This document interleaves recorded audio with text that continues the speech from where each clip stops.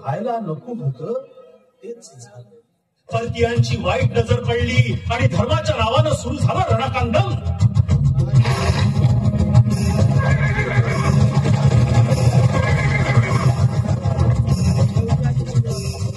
आरोळ्यांचा आवाज ऐकू आला.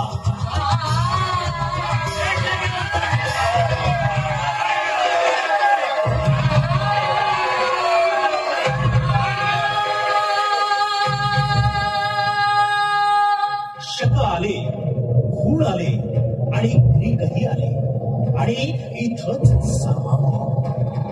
मात्र गझनीच्या महम्मद शहाच्या खान देशाला नेस्तनाबूत करणारी यवनी शक्ती इथं वाहू लागली आणि बाबरच्या रूपानं या यवन शक्तीचा प्रवेश या देशात झाला. अन्याय अत्याचार काय असतो तो या मुघलांच्या जुलमी राजवटीमुळं येथील जनतेला कळायला लागला. 750 वर्षांच्या जुलमी राजवटीनं हैराण झालेल्या जनतेच्या मनात ठिणगी पेटू लागली होती. ती भारताच्या दक्षिण भागात गेल्या अनेक पिढ्यांपासून भोसल्यांचा वावर याच परिसरात होता. भोसरी गावाची जहागिरी मिळाल्यामुळं झालेले भोसले आणि नंतरचे भोसले हे मूळचे क्षत्रिय.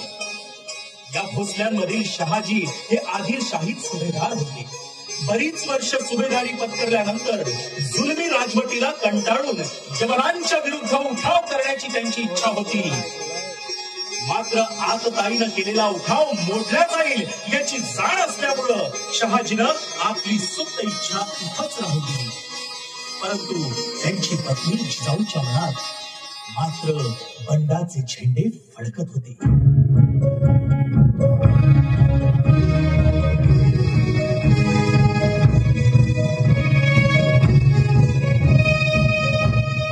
आई तुळजा भवानीला त्या एकच दान मागत होत्या.